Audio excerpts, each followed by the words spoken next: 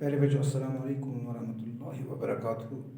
10ویں جماعت کے جو طلباء و طالبات اس وقت مجھ سے مخاطب ہیں، میری ان سے یہ مؤدبانہ گزارش ہے کہ وہ اپنے کام پر توجہ میری طرف مبذول کریں۔ یہاں پر آج کا جو ہمارا ٹاپک ہے وہ ہے ترکیبی نحوی۔ ترکیبی نحوی کے بارے میں نے آپ کو یہ سمجھانے کی کوشش کی ہے کہ ترکیبی نحوی کے بارے میں نے آپ کو بتایا کہ جملہ کسے کہتے ہیں، جملے کے کتنے اقسام ہیں، جملے کے کتنے حصے ہیں، اور جملے کے اقسام جب میں نے آپ کو بتائے تھے وہاں پر میں نے جملے انشائی اور جملہ خبریہ کے بارے میں بتایا تھا۔ اور جو جملہ خبریہ ہے، جملہ خبریہ اس کی دو اقسام ہیں، ایک ہے جملہ اسمیہ، دوسرا ہے جملہ فعلیہ۔ جملہ اسمیہ وہ جملہ ہوتا ہے جس میں جو دو اسموں سے مل کر بنے، جس میں کام کا ذکر نہ ہو، اور جملہ فعلیہ وہ جملہ ہوتا ہے جو فاعل اور مفعول سے مل کر بنے، یعنی اس میں کام کا ذکر ہوتا ہے، اس میں کام کا ذکر نہیں ہوتا ہے۔ یاد شارٹ میں ذہن میں رکھنے کی کوشش کیجیے۔ اور جب ہمیں ترکیبی نحوی کرنے مقصود ہوتی ہے جملہ اسمیہ کی، اور جملہ اسمیہ میں ہم یہاں پہ لکھیں گے احمد دانا ہے۔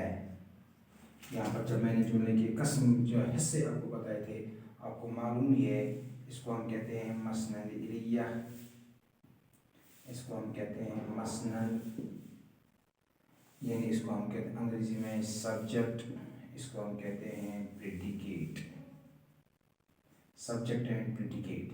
جب ہمیں جملہ اسمیہ کی ترکیبی نحوی کرنی مقصود ہوتی ہے تو جملہ اسمیہ کے مسند الیہ کو ہم مبتدا کہتے ہیں، اور مسند کو ہم خبر کہتے ہیں، اور اس میں فعل ناقص ہوتا ہے، فعل ناقص، ناقص فعل، مکمل فعل اس کو ہم نہیں کہتے، اس کو ہم ناقص فعل کہتے ہیں، فعل ناقص۔ جب ہمیں اس کی ترکیبی نحوی کرنی مقصود ہوتی ہے تو ہمیں سب سے پہلے یہاں پہ اگر آپ کا یہ سوال نمبر 5 ایگزام میں آتا ہے، آپ اس طریقے سے جواب اس کا لکھنا ہے۔ سوال نمبر 5 جواب آپ اس طریقے سے لکھنا ہے۔ پہلے آپ کو لکھنا ہے، اس کے بعد مسند الیہ، اور اس کے بعد مسند، آپ ذہن میں رکھیے، ترتیب ذہن میں رکھیے، اس طریقے سے آپ کو لکھنا ہے۔ ہو گیا فعل ناقص، آمد ہو گیا مبتدا، نادان ہو گئی خبر۔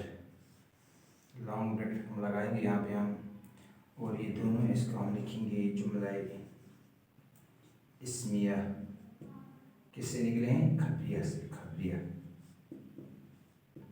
جملہ اسمیہ خبریہ۔ اس طریقے سے آپ کو لکھنا ہے، آپ کے 4 مارکس آپ کو ایگزام میں حاصل ہو جائے گی۔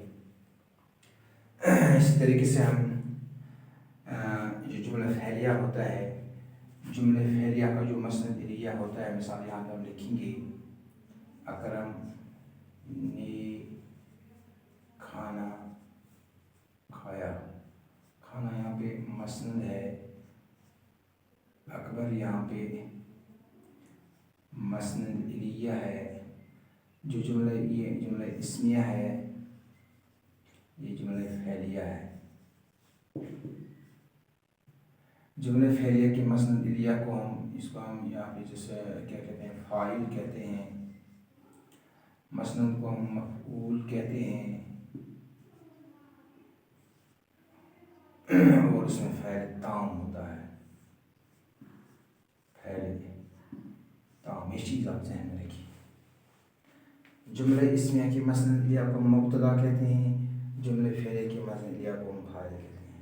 جملہ اسمیہ کی مسند کو ہم خبر کہتے ہیں، اور جملہ فعلیہ کی مسند کو ہم مفعول کہتے ہیں۔ اس میں فعل ناقص ہوتا ہے، اس میں فعل تام ہوتا ہے، یہ چیز آپ ذہن میں رکھیے۔ اور یہاں پر ہم اس طریقے سے لکھیں گے،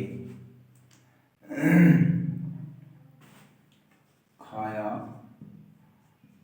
اکبر نے کھانا۔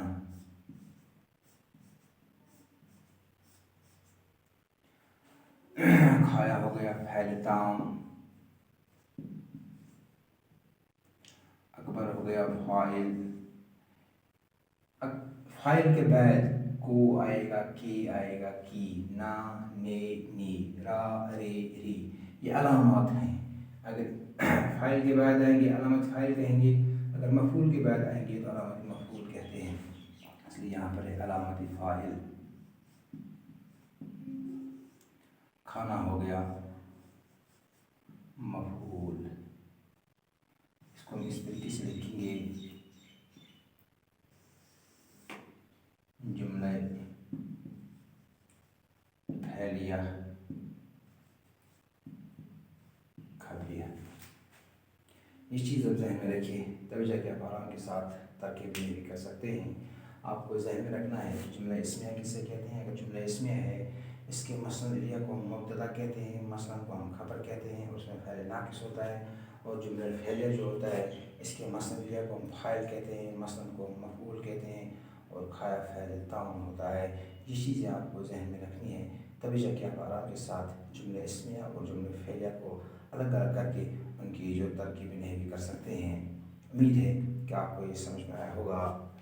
अगर कोई भी लड़का इन इसमें से कोई भी चीज़ समझ से अभी भी कासिर है तो मेरे फ़ोन पर मुझसे रब्ता कायम करके मैं इसको अच्छी तरह से समझा सकूँ। बाकी वसल्लम।